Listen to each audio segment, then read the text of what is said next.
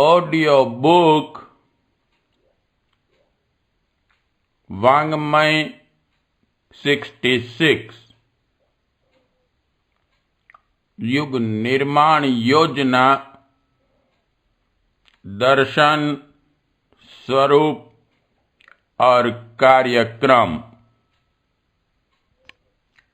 Chapter 6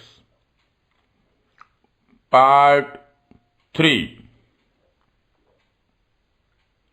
जीवन लक्ष्य समझें और उसे प्राप्त करने का प्रयत्न करें। मनुष्य जीवन ईश्वर का एक अनुपम उपहार है। जो सुविधाएं किसी जीव जंतु को नहीं मिली, वे मनुष्य को मिली हैं। हंसना, बोलना, सीखना, पढ़ना, सोचना, परिवार, चिकित्सा, उद्योग, निवास, वाहन, मनोरंजन आदि के जितने जैसे सुविधा साधन मनुष्य को मिले हैं, वैसे क्या और किसी प्राणी को उपलब्ध हैं? यों ईश्वर को सभी जीव समान रूप से प्रिय हैं। वह सभी का पिता है, इसलिए सभी के प्रति उसे सकरुण और पक्षपात रहित होना ही चाहिए। जो सुविधाएं अन्य किसी को नहीं मिली, वे मनुष्य को मिली हैं, तो उसमें पक्षपात की गंध आती है और लगता है कि दूसरों की तुलना में उसे कुछ अधिक अतिरिक्त दिया गया। ऐसा क्यों हुआ? इस सुव्यवस्था, प्रगति, समृद्धि और सुंदरता की अभिवृद्धि के लिए मनुष्य को अपने सहायक सहचर के लिए रचा है और अपनी सारी विशेषताएं, विभूतियां और सत्ताएं इसमें भर दी हैं, ताकि वह इन पुण्य प्रयोजनों का ठीक तरह निर्वाह कर सकने में पूरी तरह समर्थ रहें। अतिरिक्त सुविधाएं अमानत के रूप में मनुष्य को दी गई हैं। वह उसके लोभ, विलास और अहंकार की पूर्ति के लिए नहीं, वरन इसलिए हैं कि लोक मंगल के लिए वह अधिक योगदान दे सकें। जिस प्रकार सृष्टि के अन्य प्राणी शरीर यात्रा की सामान्य सुविधा सामग्री पाकर संतुष्ट हो जाते हैं, मनुष्य को भी वैसा ही करना चाहिए। विलासिता, भोगवादिता, संचय या अहंकार की पूर्ति से यदि उपलब्ध क्षमताएं समाप्त कर ली जाती हैं और जीवनोद्देश्य की पूर्ति की ओर से आंखें मीच ली जाती हैं, तो यही कहा जाएगा कि हम ईश्वर के महान प्रयोजन को भूल गए और लाखों योनियों में भ्रमण करने के बाद चिरकाल पश्चात जो एक अलभ्य अवसर मिला है, उसे ऐसे ही गंवा दिया। तो यह बुद्धिमान समझे जाते हुए भी हमारी अबुद्धिमता और अदूरदर्शिता ही सिद्ध होगी। हमें लाभ हानि का अंतर भली प्रकार मालूम है। अपने समस्त क्रियाकलापों का निर्धारण इसी आधार पर करते हैं। फिर न जाने क्या आश्चर्य की बात है कि हमें मनुष्य जीवन जैसे अमूल्य अवसर का लाभ उठाने की बात नहीं सूझती और इसे ऐसे ही व्यर्थ की बाल क्रीड़ाओं में गंवा देते हैं। गंवाते ही नहीं वरन दुरुपयोग कर विविध विधि पाप कमाते हैं, जिससे भविष्य में इनका दंड अनेक जन्मों तक भुगतने के लिए विवश होना पड़ता है। इससे तो वे जीव जंतु अच्छे जो किसी प्रकार निर्वाह करके जैसे आए थे वैसे ही अपनी बेदाग चादर लेकर चले जाते हैं। अगले जन्मों के लिए पाप की गठरी और नारकीय यंत्रणा का भारी बोझ लेकर तो विदा नहीं होते। मनुष्य पिछले जन्मों के कष्टों को याद कर रोता हुआ ही आता है और भविष्य को अंधकारमय यातना पूर्ण देखकर रोता हुआ ही विदा होता है। क्या इसी को बुद्धिमता कहें, जिस पर मनुष्य इतराता और इठलाता फिरता है? बाहर की बहुत बातें जानकर हम ज्ञानवान कहलाएं यह ठीक है, पर यह भी कम आवश्यक नहीं कि हम जीवनोद्देश्य जैसे महत्वपूर्ण तथ्य का उपयोग करना सीखें और अपने स्वरूप कर्तव्य के बारे में भी जानें समझें, उन पर गंभीरता पूर्वक विचार करें। हमें यह सोचना चाहिए कि हम कौन हैं, क्या हैं, किस लिए हैं और अपने अस्तित्व की सार्थकता किस प्रकार सिद्ध कर सकते हैं।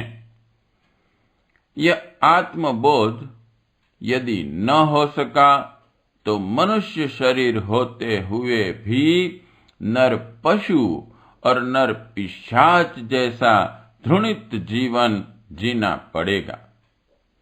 लक्ष्य भूलने वाला किधर भटक सकता है? आमतौर से हम सब भटक ही तो जाते हैं, अपने को शरीर मान बैठते हैं और शरीर की सुविधा, प्रसन्नता, तृष्णा, वासना और अहंकार की पूर्ति जैसे क्षुद्र प्रयोजनों के लिए ही सारी विचारणा और गतिविधियां केंद्रित किए रहते हैं। कामना आकाश पाताल की करते हैं, तृष्णाएं पहाड़ जितनी समेटे रहते हैं। लालसाओं और आकांक्षाओं की ललक में उलझते रहते हैं। मस्तिष्क की सारी चिंतन क्षमता उसी जंजाल में समाप्त हो जाती है। आत्म कल्याण अथवा जीवन लक्ष्य के बारे में सोचने की फुर्सत ही नहीं रहती। इसी जंजाल में सारा समय निकल जाता है। सारी कार्य क्षमता उसी में उलझी रहती है। न सोचने की फुर्सत मिलती है, न कुछ करने की। व्यस्तता इतनी अधिक रहती है कि आत्म कल्याण की दिशा में न कुछ सोचते बनता है, न करते।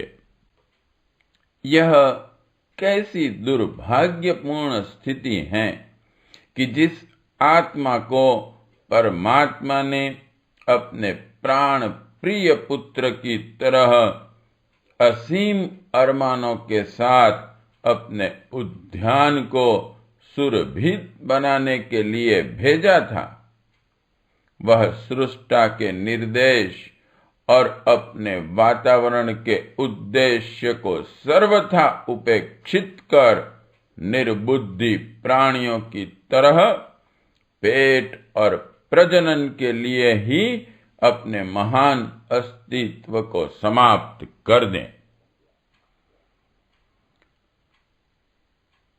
संभव हो तो हम में से प्रत्येक विवेकवान को अपनी इस स्थिति पर विचार करना चाहिए और संभव हो तो वह साहस जुटाना चाहिए जिससे जीवन को निरंतर पश्चाताप का केंद्र बिंदु बनाने से बचाकर सृष्टा की आकांक्षा पूर्ति के लिए नियोजित किया जा सके। यदि ऐसी स्फूर्णा अंतःकरण में जाग उठे, प्रबल हो उठे, तो समझना चाहिए कि अंतरात्मा में ईश्वर का प्रकाश चमकने लगा और भगवान का अनुग्रह परिलक्षित होने लगा।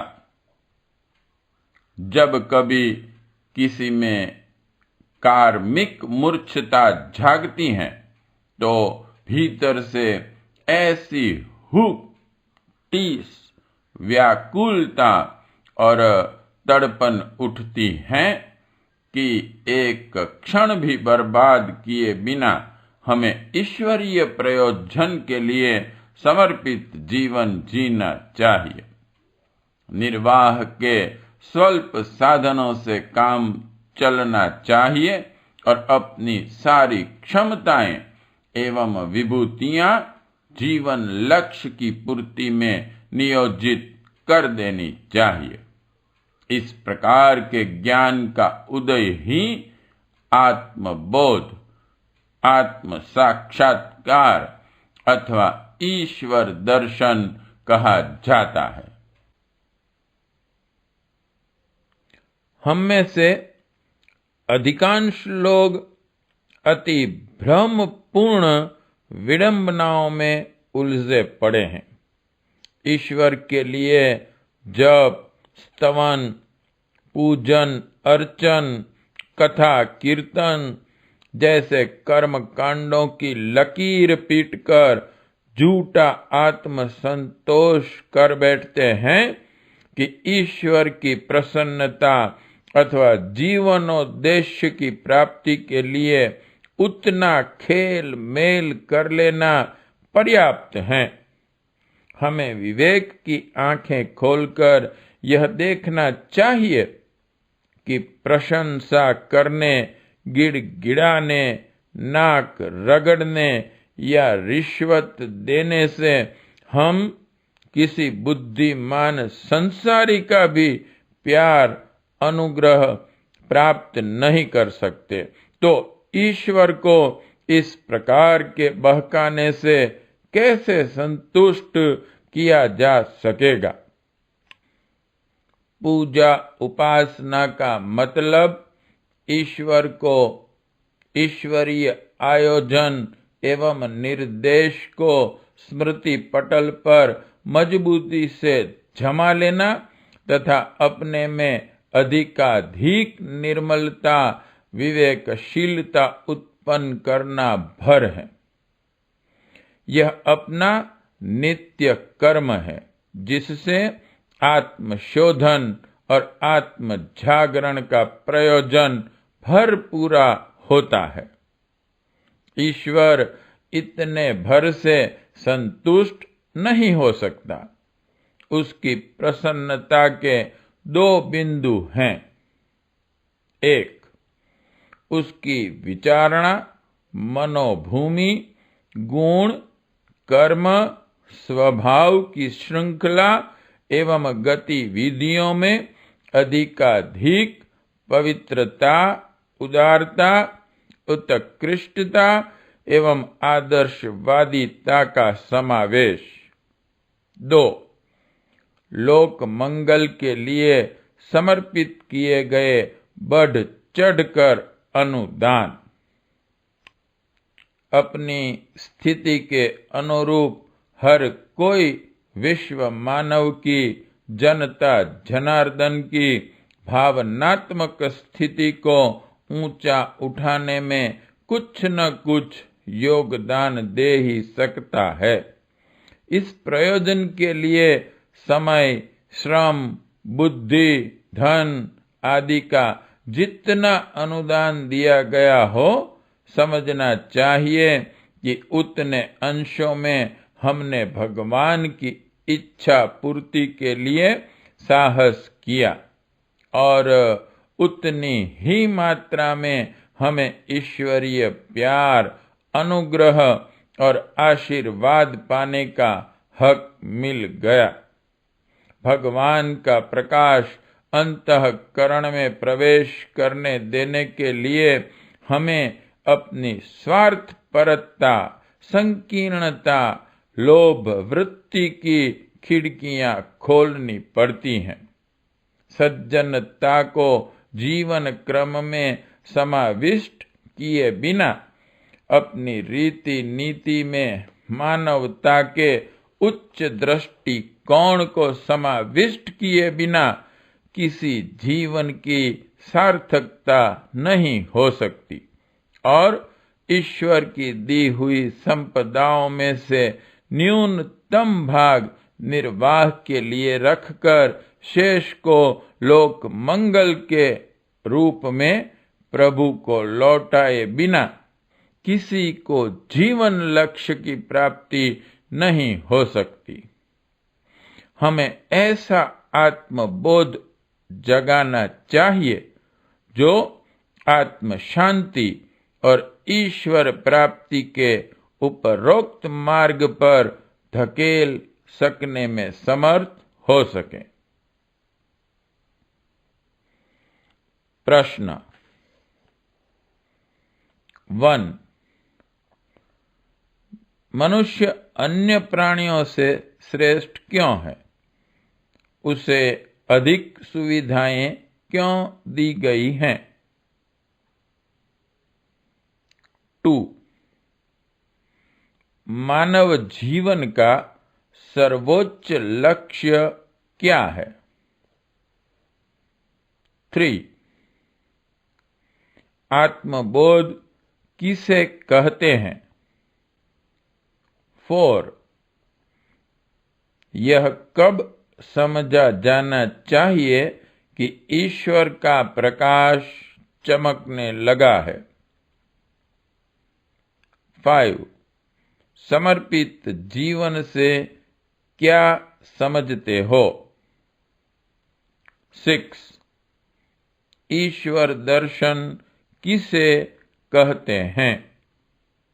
वह किन्हें होता है? 7.